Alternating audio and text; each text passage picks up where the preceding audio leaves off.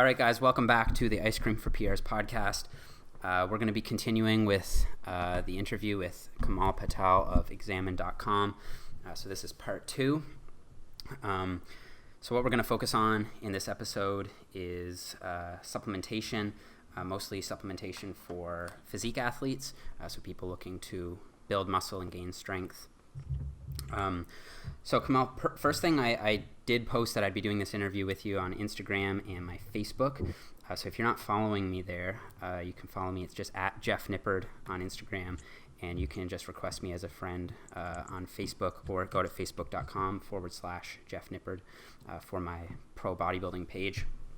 But yeah, so on Instagram, I got a lot of questions pertaining to pre-workout supplementation. Hamaka asks, Hamaka asked if you guys were hiring at Examine.com. So, all right, Hamaka. We're not formally hiring. We had a big hiring call last summer, but if there's ever very special people, then you can email us. Okay. H. Syark asks if you could make your own pre-workout with a pump and stimulatory agent in it, what would you include?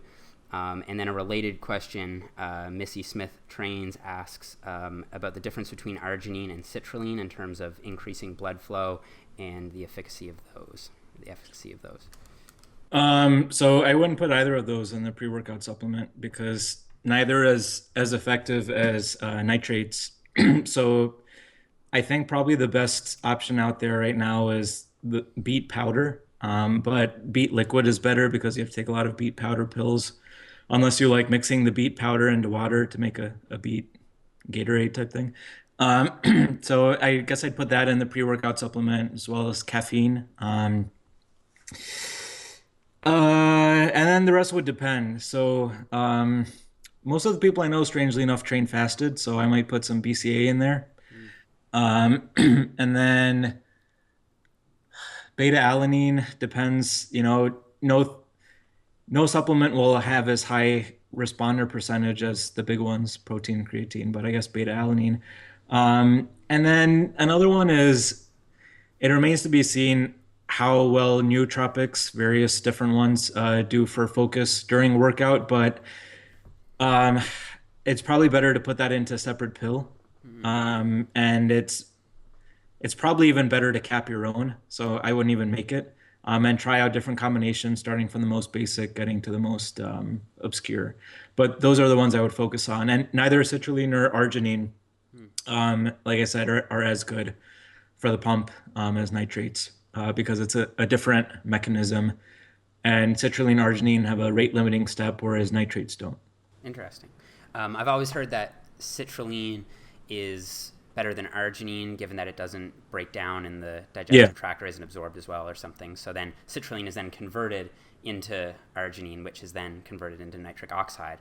But I suppose nitrates are probably get there faster. Yeah, a bit more direct. And then I know that there's some supplements that combine citrulline and arginine, which isn't totally necessary. So don't go for those. Cool. And then what about caffeine? I don't think you mentioned a stimulant at all. So caffeine is the one stimulant that, at least for people who aren't chronically drinking a ton of caffeine every day, has a predictable response pre-workout. Most other things don't have a predictable response, meaning that either a great chunk of people don't respond at all, or have a weak response, or have a response that could include like too much shakiness. So I'd put caffeine. Okay, cool. And then as for the nootropics that you mentioned, what are your thoughts on acetyl L-carnitine as sort of like a mood enhancer in a pre-workout? And then also Huperzine. I noticed a lot of pre-workouts are now adding Huperzine to pre-workouts. What are your thoughts on those two?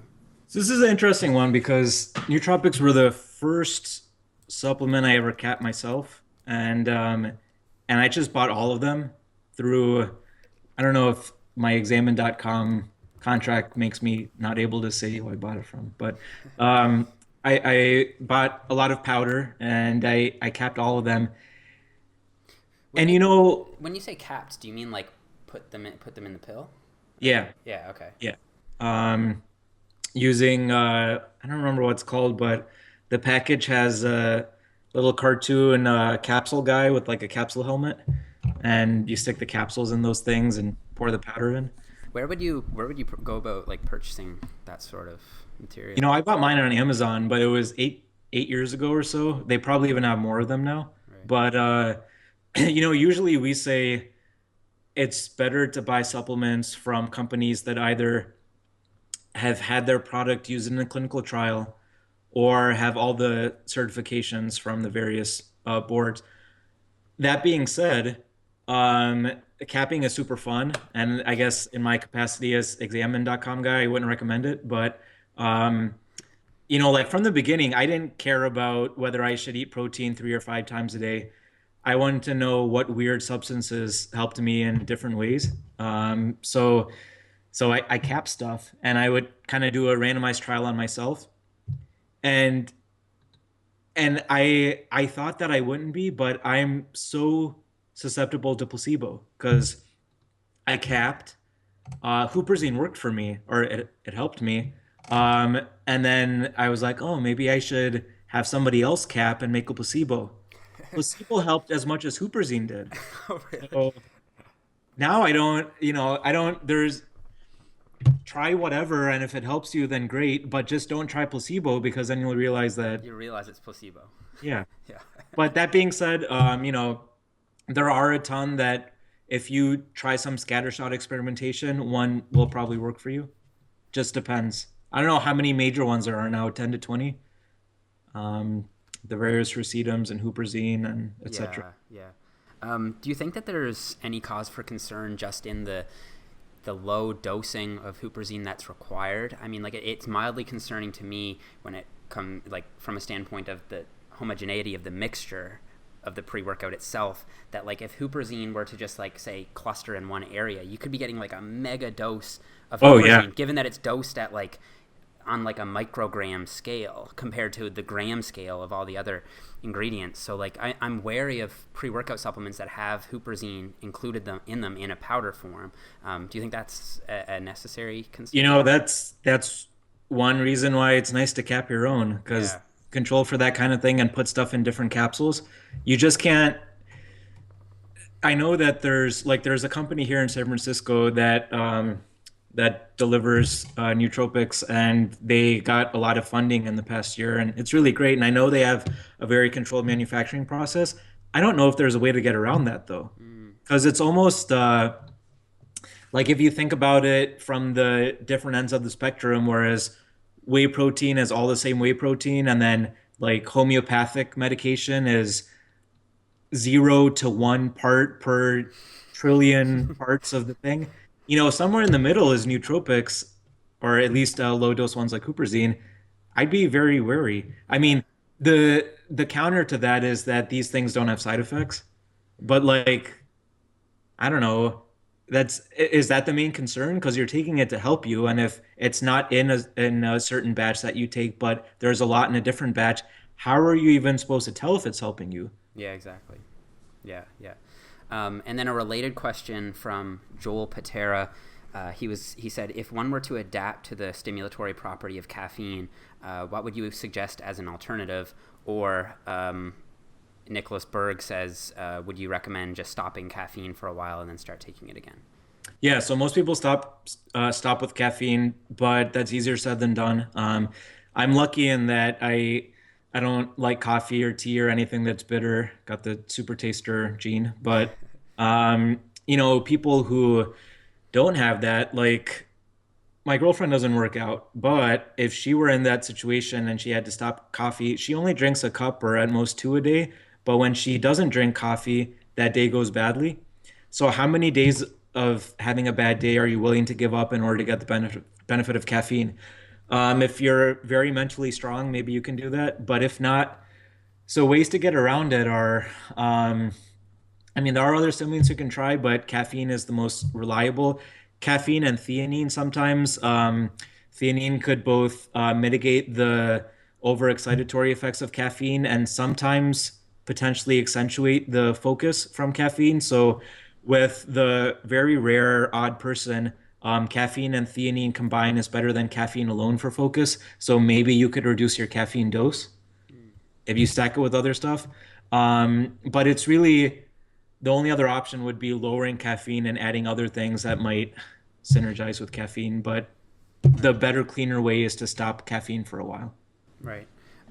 Are you familiar with the product T-crine? Yeah, Teacryne? so that's all the rage in the past year or so. I know it has what, two studies? I don't know. Um, I'm not overly familiar with it, to be honest. I've it's never tried it myself. it seems like it has for having a I might be totally wrong with this, but for its two studies or whatever that supported it, it seems okay. But kind of like HMB, Mm-hmm. when there aren't that many studies and it shows strong effects, then you really need to replicate the results in a larger sample that's Mm-hmm. more diverse. But probably, perhaps worth trying. Yeah, Yeah. it's worth trying. Most of these things can't hurt, so. Right. Right. Okay. So that's it for the viewer questions. The questions that I had for you, if you could recommend, just say, 3 supplements to someone who wants to sort of max out their muscle building potential, what would they be?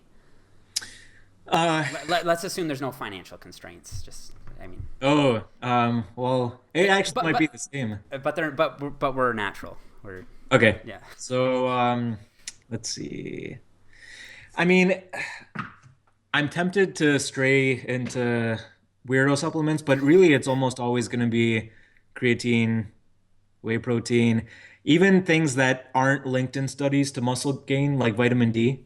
Mm, I'd say vitamin D, just because the majority of people who are in our audience live above 20 degrees latitude, which means that if you don't pay attention to vitamin D, then you don't get enough vitamin D. Um, and especially people who have darker skin like myself, like I took a multivitamin for years, and then I had my first vitamin D test done in 2006. Um, and I was at like 19, which is quite low for somebody who had been taking over 100% of their recommended daily allowance, which means either that you're not taking it with fat, which I was taking it with fat, or that your vitamin D metabolism differs from most people, which probably is the case with myself. So even though there's not that many trials for vitamin D and muscle gain, and the trials that there are don't show that strong relationships, I think there's probably more to the story. It's probably that if you take vitamin D over 12 months, it'll have a stronger effect than in the short-term trials, and it might approach muscle gain in very different mechanisms than like anabolics and stuff would. hmm And there's also a link between vitamin D and testosterone, correct? Yeah. Yeah. Yep. So that might be And another reason not to. only that, but immunity. So, in a trial, in a randomized trial of, let's say, 12 weeks, kind of a standard trial, you take the supplement or the placebo, and then they do leg extension or whatever, and then they see what the difference was at the end compared to baseline. What they don't do, though, is they don't always report results according to intention to treat analysis, which means if somebody dropped out, are they counted in the group that they started in? Are they not counted at all? Are they counted in what they ended up being in? Because if somebody dropped out of placebo and then they ended up taking vitamin D before the trial ended, are they counted in vitamin D? You should really report all three of those or two, however many there are, but they don't do that. So let's say during a trial of 20 people, two people dropped out because they got sick. Um, are those people ditched? If you look closer, is it that potentially they just weren't healthy, or maybe even they had lower vitamin D levels? So then they got sick and then they dropped out. Whereas if the trial was like a year long and they boosted their vitamin D, they'd have stronger immune systems and then they'd make greater gains at the gym. Who knows? Those things are not tested in trials. So the muscle gaining supplements you see are only the ones that have obvious muscle gaining effects, not the indirect ones. Right, right, right. Yeah, that's a good point. Um, I'm just gonna quickly ask you, so about creatine, which is one of them. Do you think that there's a timing component to it? So does it matter before or after workout, any time of day at all? Yeah, there isn't a ton because most people, whether they know it or not, so Whether you do 10 or 20 grams a day and then you lower it, or you're taking 5 grams a day, or even if you're taking three, then you're slowly saturating your muscles. And it doesn't matter how much you lift in that session, it matters how much you lift over time. Right. So it doesn't really matter, at least, marginally. Yeah. There was that new study, I don't know if you're familiar with it, out of Jose Antonio's lab, Hmm. that showed at least I think an acute effect of Yeah. timing it after the workout, which I thought was interesting. And I think a whole lot of people started to say like, oh, you should be taking creatine after Yeah. your workout now, but it's like, that's like one short term. Yeah. The acute effect is great, especially if you're in a competition, Yeah. but that's not what most people are going to be in. So. Right. So you'll reach saturation levels faster if you supplement it after your workout, probably. But regardless, over time, if your goal is just to build muscle, you're going to reach saturation levels sooner or later anyway, as long as you're taking, say, like 3 grams a day or something. Yeah, and the one creatine researcher that we interviewed when our research I just came out, he personally takes creatine and then I don't know when he stops after like 2 months or something for a few weeks. And he doesn't do it for a very specific reason. He does it because creatine levels drop off fairly slowly after you stop supplementing. So it's not going to hurt you a ton to stop supplementing creatine. And he doesn't have a good reason why it would help you because there's no obvious um, like sensitization to supplementing creatine. You're not really going to stop making creatine yourself. But he just does that because I don't know if he has some hidden reason, but because it drops off so slowly and it builds up over time, and you get creatine from food, not a huge issue. Save money if nothing else by taking the Yeah. time off. Yep. Yeah.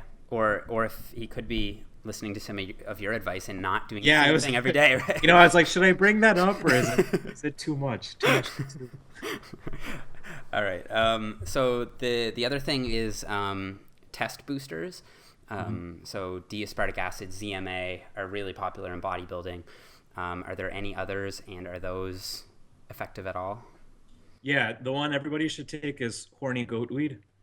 No, there's none. There's No. no good test boosters. Testosterone boosting is about maintaining things that support testosterone production. So probably the number one thing is a lot of people don't get enough magnesium. So get enough magnesium. Don't think you have enough magnesium because you get magnesium in your multivitamin because I'm sure 90% or more of multivitamins contain magnesium oxide, which is poorly absorbed. Any other magnesium would be better. Magnesium is a bulky nutrient, so unless you're taking a multivitamin that you have to take multiple pills of, you're just not getting enough. Right. And what are food sources of magnesium? So I think the number one food source for Americans is coffee, not because it has a ton of magnesium, but because Americans drink a ton of coffee and Right. tea. But nuts and legumes and stuff like that has magnesium. Magnesium is probably one of the things that a lot of people should consider supplementing because like when people ask me about their personal chronic conditions or things that are affecting them at the moment, it'll be things like I have more social anxiety than I used to. I'm not sleeping. So for those kinds of things, it's often a mineral that you don't think of. Mm-hmm. So correcting a magnesium deficiency improves sleep. So for people who take a good enough supplement or eat a really awesome diet, it's not an issue, but it doesn't hurt to supplement magnesium, so might as well try it. Interesting. And while we're on the topic, I did actually have a number of questions about sleep supplements for Okay. you. So are there any other than, say, in the case of a deficiency, that would actually help with sleep or circadian Yeah. rhythm? Yeah. There are some. So if creatine is at one end of helps more than half of people or whatever percentage, sleep supplements are on the other end. It's really hard to tell if a sleep supplement is going to help. And a classic example is melatonin. So theoretically, melatonin should help almost everybody sleep, but it doesn't. And it helps sleep quality less often than it helps you fall asleep quicker. And the reason is because people's sleep issues can get really complicated. So, sustained release melatonin is probably the first thing that's recommended because if you take regular melatonin, some percentage of people will wake up after an hour or two and then not be able to fall back asleep. So, sustained release, and then After melatonin, there's things that really work for just a scattering of people. Like it's often things that have to do with anxiety. Lavender, so lavender pills or aromatherapy reduces anxiety, allows intrusive thoughts to kind of fade away better, and lemon balm and things like that. Things like glycine can also help. But again, those things only help a very small percentage of people, and it's hard to tell if that'll help you. So much better than any supplement is something that'll make you look stupid. So if you're willing to try it, amber tinted glasses that block blue light are the best way to fall asleep for most people, and it's cheaper than a bottle of supplements, and you can use it forever. Problem is you have to wear something on your face that makes you look stupid. But if you're okay with that, then go to Amazon or wherever, look up blue light blocking glasses and try it out for a couple days. And is there an amount of time that you should wear those, say, before going to bed, the glasses?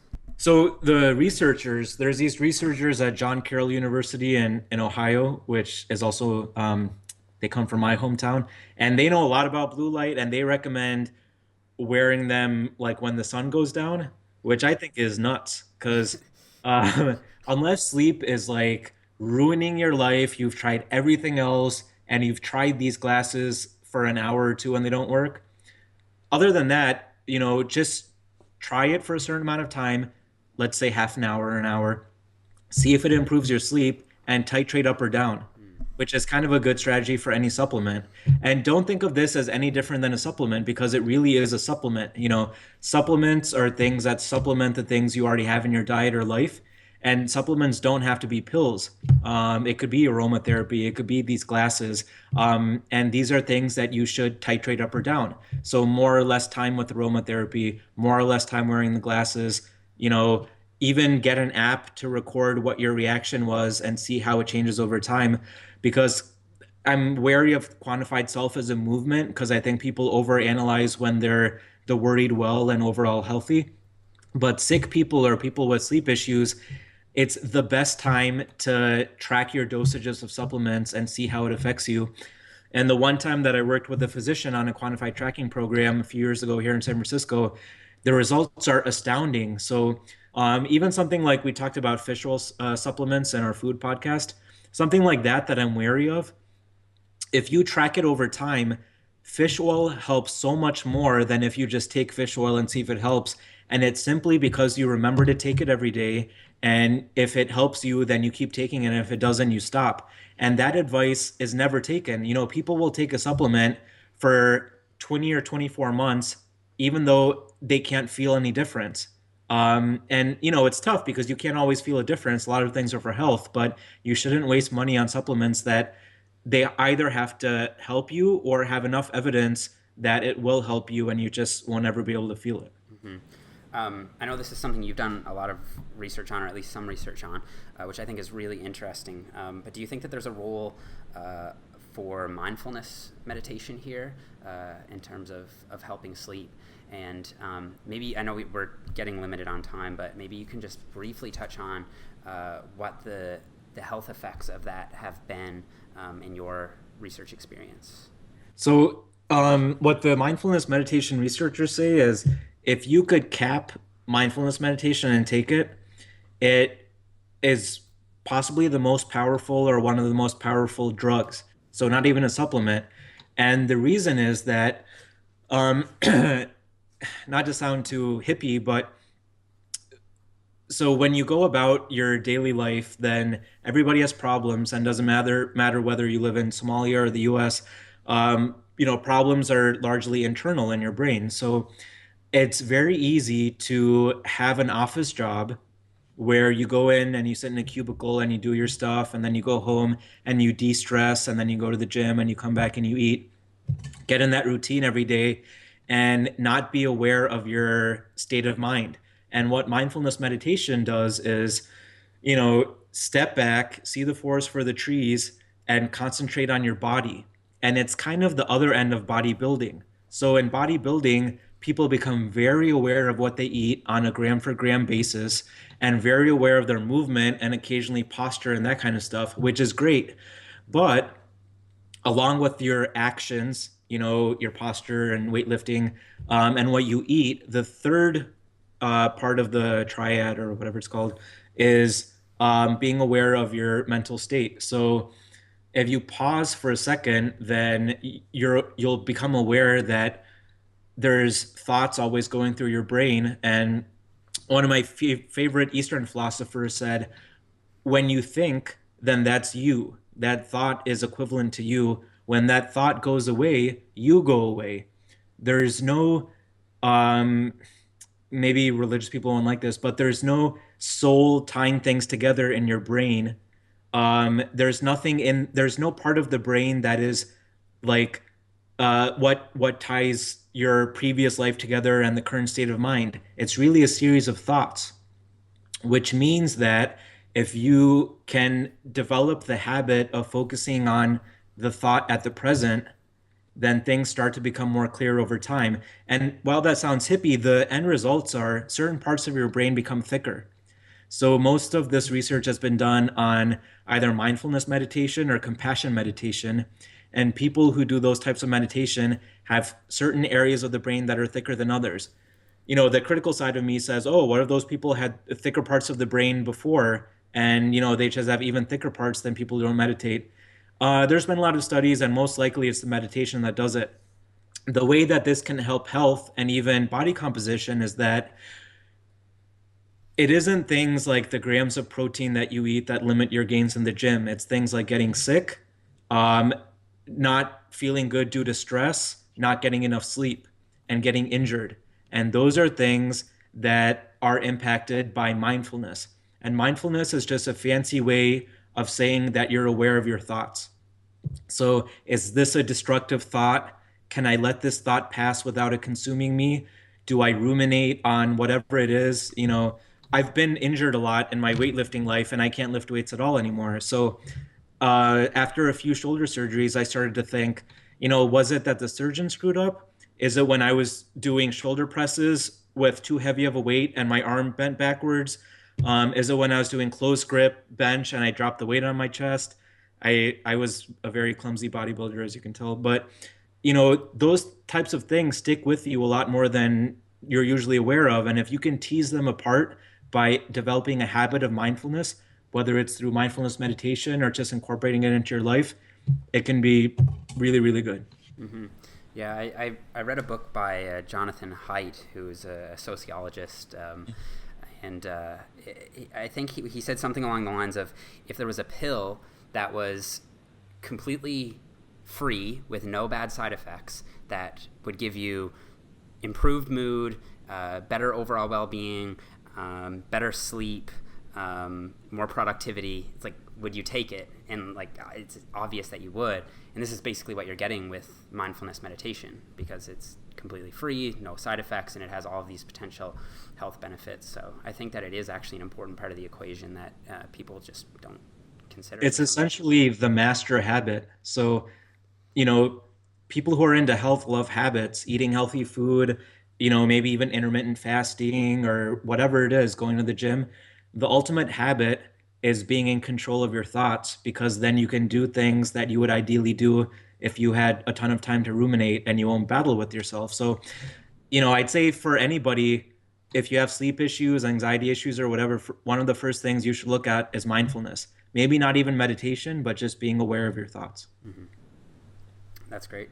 And Kamal, we'll wrap it up in a minute, but at the beginning of this supplement talk, you said you were tempted to go down the route of a bunch of obscure supplements. So maybe you could just mention a couple of those, maybe some new supplements or exciting things that people might not have heard of that might have some promise.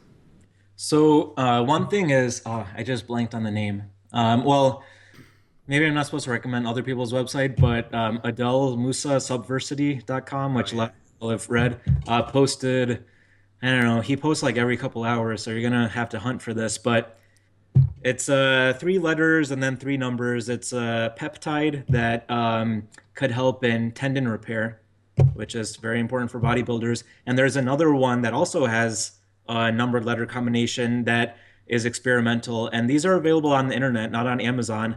They don't have a ton of research, and a lot of it is in vitro, but a lot of injuries are tough to correct, and there's not a lot of ways to approach injury without injecting stuff, and these are oral, so huge benefit. And if you're not taking growth hormone or certain steroids, there's not a lot of good treatment options. So look at these two, whatever they're called. Go to Adele's website. Um, Another one, sort of along. Yeah, sorry, for our listeners, I'll make sure I dig that up and link it in the show notes for the podcast and in the description box for the video, just so you guys don't have to go on a hunt for it. Yeah, and to be clear, this isn't one of the first things you should look at, because you're looking at pain and nutrition and tendons. It's things like, it sounds simplistic, but if you have a problem with the tendon, eat a tendon, because it's good to have the things that make up the tendon. Tendon's made up of collagen and various stuff. You could either eat pho, Vietnamese soup with tendon, or get the supplements, collagen and whatnot. And even small doses of collagen can act in ways that large doses don't. So undenatured collagen, UC2, can 40 milligrams of it can help in ways that 10 grams of regular collagen don't, by the same sensitization kind of effect that that allergy reducing treatments have. You take a low dose of this, not around meals, and it could go through your gut, not intact, but somewhat intact, and desensitize your connective tissue from being attacked by your own immune system. So you might have that even if you don't have obvious rheumatoid arthritis. But so collagen and that type of stuff should be ahead of those supplements. But if you have really hard to approach problems with tendons and ligaments, then you've probably heard of things like platelet-rich plasma. Those, even though they're super expensive, probably are a lot stronger than any supplement you can take. And before going for platelet-rich plasma or other similar options, probably try prolotherapy, which is just dextrose. The evidence is mixed, but that's probably because the efficacy depends on the joint. So it's not as good on, for example, I think wrist joints. It's better on knee and elbow joints because of the type of joint it is. These are hinge joints, and they have a more restricted range of movement. So go to a physical medicine and rehabilitation doctor, PMNR, or a sports medicine doctor. But before you have your surgery, try some other options like these, because even if it ends up costing a few $100s, it's better to avoid surgery than to have surgery and have something affect you your whole life. Mm-hmm. Right. And before we wrap it up, is there anything else that might be more specific to muscle building that we didn't touch on? No, because anything that's new is usually in a very small group sample size, and I would never recommend those things until there's at least 2 studies. Right. So nothing new. Anything that's new that's really effective is gonna somewhat be a pro hormone. Yeah. Because there's no great ways to boost muscle outside of that. And even like ashwagandha, the king of Indian herbs, had one study that showed that it massively increased muscle gain, but it was in untrained individuals. I think the study was maybe from India, and I'm always, even though I'm Indian, I'm wary of that, because Indian and Chinese trials have positive results way more often than US trials do. So for muscle building, rather than a magical new supplement, go for a magical new sleep routine, because that'll help. Yeah, great advice. All right, Kamal, well, thank you so much for sharing all that information with us. I really, really appreciate it. It was just an excellent conversation, and I learned a lot. It's really my pleasure. I know I had big shoes to fill, because you've had some awesome guests who have been sort of my guiding lights through my career. I think first person I ever looked at was Lyle McDonald in 1997 on miscellaneous fitness weights Usenet group. So. Oh man, it's before my time. Good job. So Kamal, before you go, is there any social media you want to plug? I mean, I know I've already given examine.com a nice boost, and if you're not using examine.com, it's really just just use the website. Everything's free. Get in touch with us. I respond to everybody. So if you just want to talk about supplements, then contact us. Awesome. All right. Well, thank you guys so much for listening to another episode of the Ice Cream for PRs podcast. My name is Jeff Nippard, and I will see you in the next episode.